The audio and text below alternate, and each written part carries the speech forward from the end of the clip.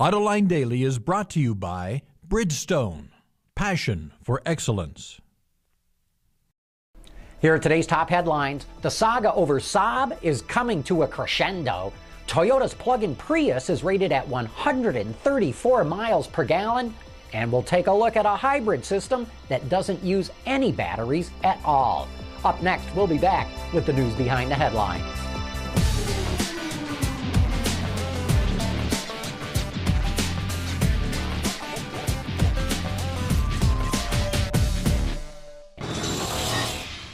This is Autoline Daily for Monday, December 14, 2009, and now the news. Saab, as we know it, will not exist much longer. General Motors has finalized a deal to sell some of the tooling and equipment needed to make the current Saab 9.5 to Chinese automaker Beijing Auto, the Wall Street Journal reports. Beijing Auto will also get the rights to make Saab engines and transmissions. However, Bloomberg reports the sports car company Spyker is still in talks to get the rights to the Saab name and the rest of its assets, including the company's assembly plant in Trollhättan, Sweden.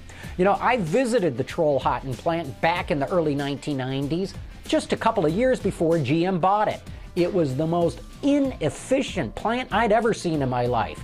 Clean, quiet, and modern, yes, but horribly inefficient. At the time, most good assembly plants needed 25 to 30 labor hours to build a car. At Trollhättan, it took over 70 labor hours.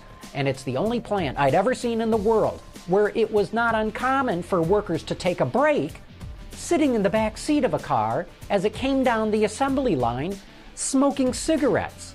You know, if GM had not taken over Saab in 1993, I'm sure it would have been out of business not long after that. Toyota says it will start selling plug-in versions of the Prius in 2 years. According to the AFP, the company will start leasing the vehicle to governments and businesses in the first half of next year to gauge demand, and then will start selling it to the public in 2011. It can go about 15 miles in pure electric mode and gets 134 miles per gallon, and that's only 1.8 liters per 100 kilometers. 16 employees from Tesla will drive from Los Angeles to Detroit to attend the auto show in January.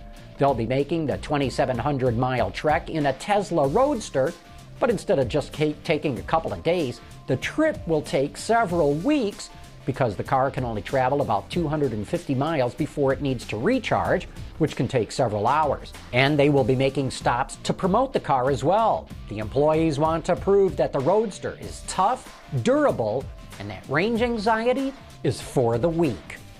Ford's popular Sync infotainment system offers drivers a lot, from hands-free audio control to turn-by-turn navigation. The company has added another feature to the system that gives users with older cell phones the ability to dial by voice. For example, call John. Not all phones have voice recognition, so the company just released a free computer program that allows users to upload contact information directly to the car via a USB thumb drive. Sync My Phone then allows anyone to make calls using voice activation. Autoblog reports that one very enthusiastic fan of the Back to the Future movies has turned a 1980s Dodge Daytona into a DeLorean.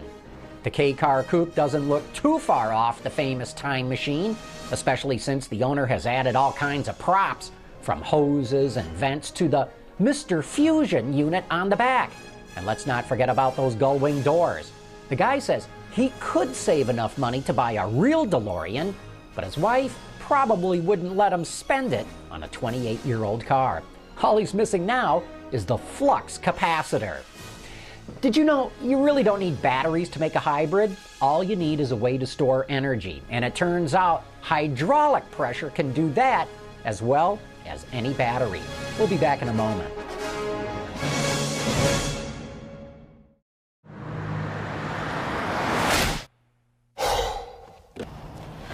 Changing tires out here could be dangerous, but with these tires, I don't need to worry. Bridgestone. There can be all different kinds of ways to make hybrid vehicles. Who needs batteries if you can do it with hydraulic pressure? Here's a great little video that was sent to me by someone at Next Energy a Detroit-based nonprofit research organization that's trying to change the energy landscape in the United States. The following clip explains in plain English how hydraulic hybrids work. This is how a full series hydraulic hybrid works.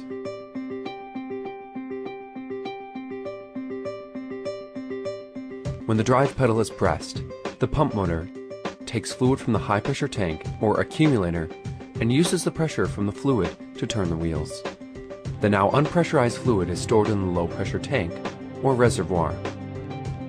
When the vehicle has been cruising and the usable high pressure fluid drops beneath a certain level, the engine turns on. The engine is connected to a hydraulic pump, which pressurizes the low pressure fluid for the pump motor to continue to drive the wheels. Any excess high pressure fluid produced by the engine pump is stored in the high pressure accumulator. When the brake pedal is pressed, the engine shuts off and the pump motor slows the vehicle down by using the vehicle's kinetic energy to pressurize fluid, pumping it back into the high pressure accumulator. When the driver wants to accelerate again, only the saved energy will be used to turn the wheels. Well, we got the word over the weekend that we did not win the podcast awards, but we sure appreciate all of you who voted for us. And to borrow that eternal optimism of the Chicago Cubs baseball team, wait till next year. And that is it for today's top news in the global automotive industry. Thanks for watching. We'll see you tomorrow.